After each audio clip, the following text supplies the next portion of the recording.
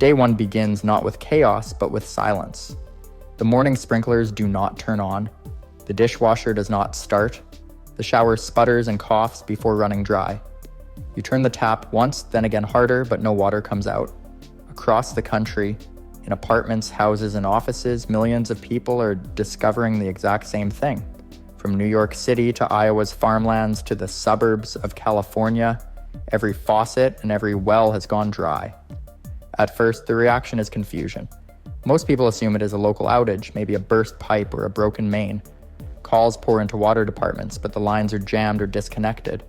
On social media, people start sharing updates. Hashtags trend in New York and Los Angeles, and disbelief spreads when it becomes clear this is not just a citywide issue, it is everywhere. Reports show empty canyons where the Colorado River should be. The Mississippi has turned into a trickle of mud. Even the Great Lakes, which normally hold about 1/5 of the world's fresh surface water, appear as barren craters. By the third hour, panic begins. Supermarkets are raided as bottled water flies off the shelves. People grab anything liquid they can, juice, soda, even milk. Small fights break out in the aisles, and some stores lock their doors to stop the chaos. The price of a single bottle of water jumps from $1 to $50 or even $100, a cost only a few can pay. For everyone else, thirst has already become a looming threat. By the 8th hour, America's systems start to fail. A fire in a Chicago restaurant spreads uncontrollably because hydrants are dry, and firefighters only have the water in their trucks. In Dallas, a life-saving surgery is canceled because sterilization equipment cannot be used. Hospitals, once safe havens, suddenly turn into dangerous places where sanitation is impossible. Then the power grid begins to collapse. Hydroelectric dams stop producing electricity almost immediately. Nuclear and fossil fuel plants, which need billions of gallons of water each day to cool their reactors and systems, shut down one by one. By the 15th hour, large parts of the country are without power, leaving cities in darkness. That night, the president declares a national emergency. FEMA and the National Guard are deployed, but the mission is impossible. How do you distribute a resource that no longer exists? Any hidden reserves are secured by the military, but for the public, there is nothing to give. In the blacked-out cities, riots take over the streets. Looting spreads beyond supermarkets to pharmacies and hardware stores. Gunfire echoes in the night, and emergency vehicles are overwhelmed. By the end of the first 24 hours, the United States has fallen into chaos. Order has already collapsed, and this is only the beginning. Day 2 dawns with a nation already on edge. The confusion of the first day has turned into raw fear as thirst begins to take hold. Headaches, dizziness, and dry mouths spread across the country. People line up outside closed grocery stores, desperate for even a single bottle of water. Families begin rationing what little they found the day before, while many have nothing left at all.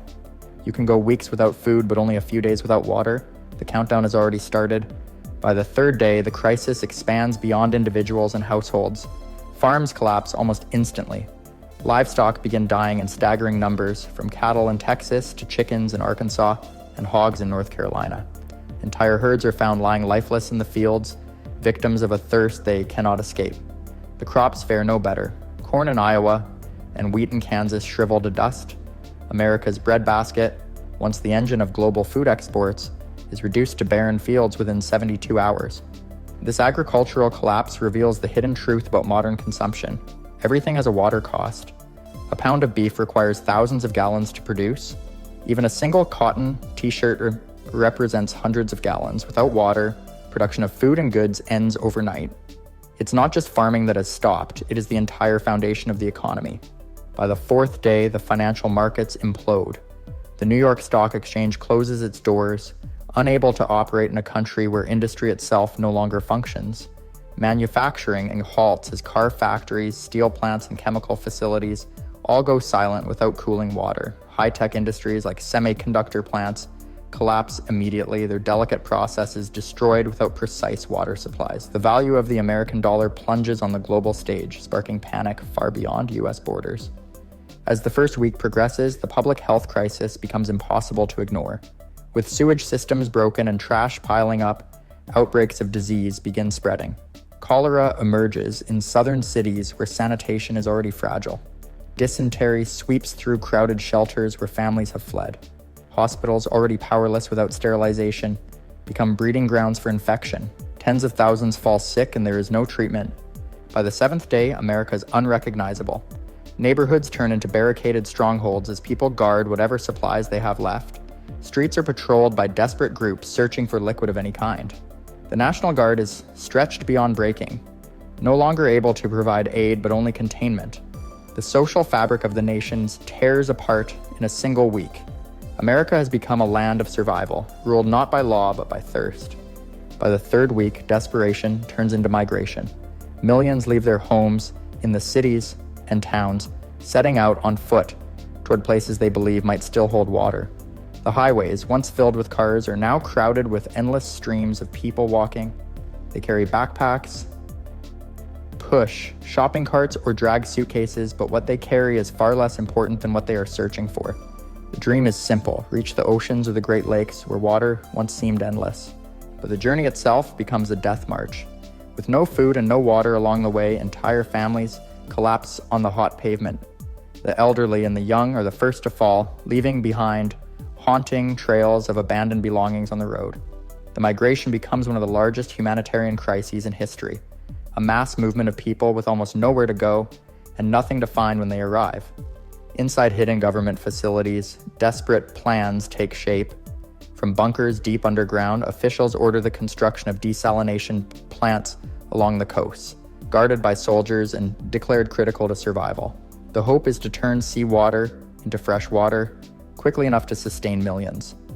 But desalination requires massive amounts of power, and with most of the grid already dark, progress is agonizingly slow. Even if a plant is completed, it produces only a fraction of the water Americans once used daily. In this vacuum of power, a new kind of ruler rises: the water barons. These are not elected officials, but individuals or groups who seized whatever reserves remained. A rancher with a secret well, a gang that took over a bottling warehouse, or a wealthy family that stockpiled underground tanks. All of them now hold absolute authority over anyone desperate enough to trade for a drink. In this new America, water has replaced money as the only true currency. The environment itself begins to unravel. With rivers gone and lakes reduced to dust, natural weather cycles break down. Clouds no longer form, and rain becomes a memory. Across the West, dry forests ignite into massive wildfires that rage unchecked. Wildlife vanishes, ecosystems collapse, and entire regions of the country are transformed into lifeless deserts. By the end of the month, the nation has fractured into a patchwork of isolated groups, fortified towns, wandering bands, and coastal enclaves under martial law. Communication has broken down, and there is no longer a sense of a single United States. What once was a modern superpower has, in just 30 days, collapsed into a primitive struggle for survival. A full year passes, and what remains of America barely resembles the country it once was. The population has plummeted, with tens of millions gone to thirst, disease, or starvation. What began as chaos has hardened into a brutal new normal. Survival is no longer about temporary fixes or waiting for rescue. It's about adapting to a world where water is rarer than gold. The coasts become the last bastions of organized life. Around a handful of desalination plants, walled cities rise. Places like San Diego and Charleston turn into fortress states, run under strict military law. Life inside is regimented to the milliliter. Every drop of water is measured and accounted for, rationed with absolute precision. Breaking the water laws is the gravest crime, punished not with prison but with exile into the wastelands. These coastal enclaves are both havens and prisons, where survival comes at the cost of freedom.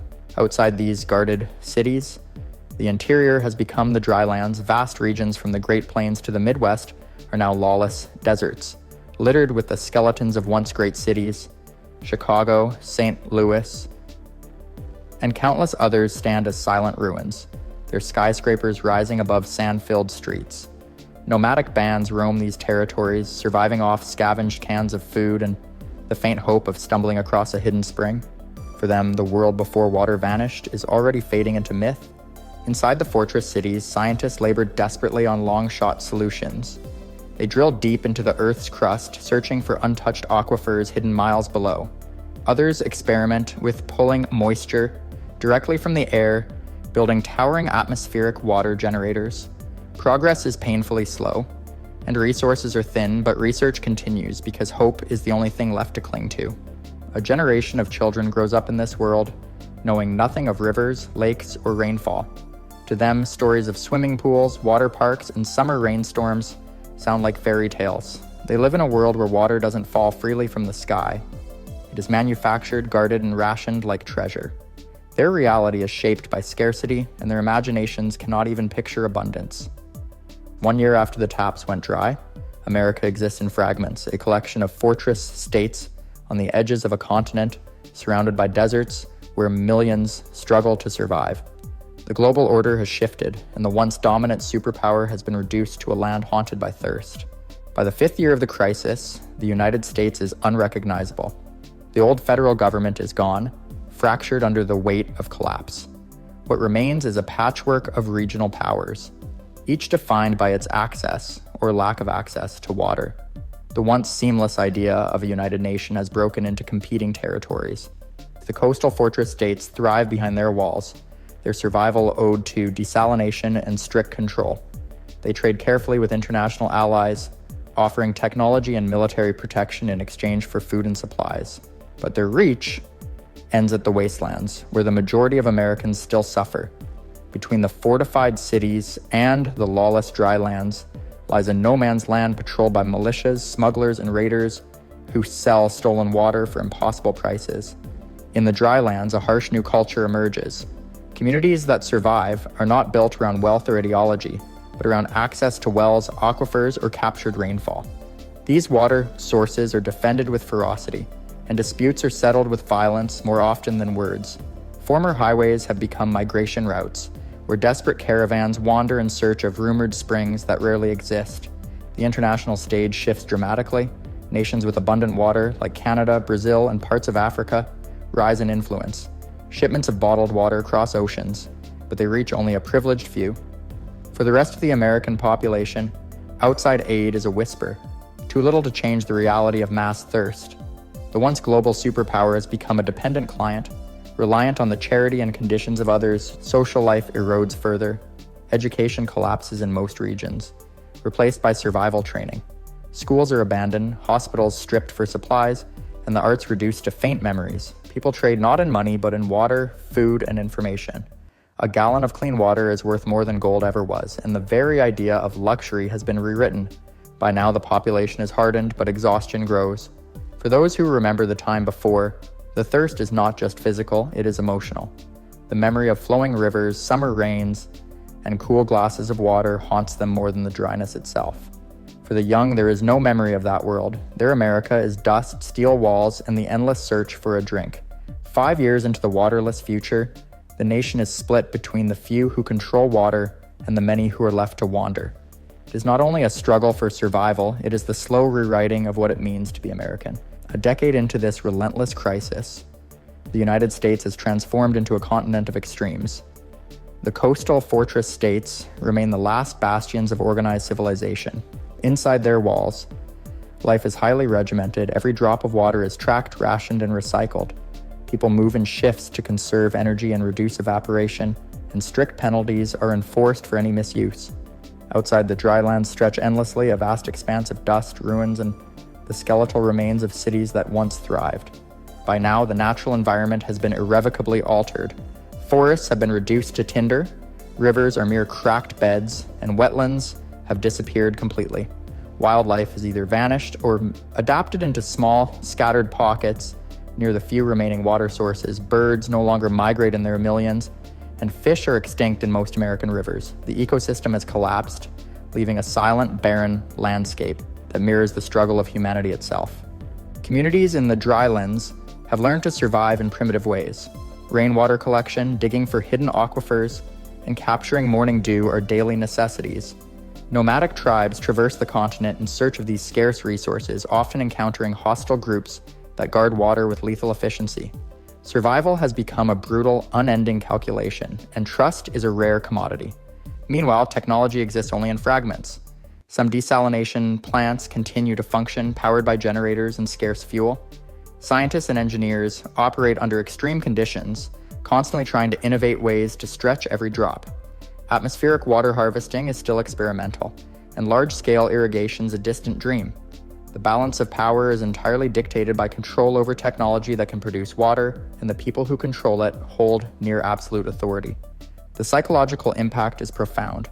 Entire generations have grown up without ever touching a river, swimming in a lake, or drinking freely from a tap. Memories of water are stories told by elders, almost mythic in nature. People have developed rituals and habits around water that dictate every aspect of life, from hygiene to food preparation to social interactions. Water has become more than a resource. It is the foundation of culture, governance, and identity. Globally, the absence of the United States as a reliable consumer reshapes trade, diplomacy, and military strategy. New superpowers re-emerge in water-rich regions, and former allies now compete to provide aid or extract resources from the remaining pockets of American civilization. The world has adapted, but the scars of the crisis remain as a warning. A powerful nation can collapse almost overnight if it underestimates the value of its most fundamental resource. In the end, the story of America without water is a cautionary tale. It demonstrates not just the fragility of infrastructure and society, but the profound interconnectedness of natural resources, human civilization, and survival. It is a stark reminder that water is not infinite, that scarcity can arrive faster than anticipated, and that preparation, conservation, and foresight are the only shields against a world where the tap might run dry.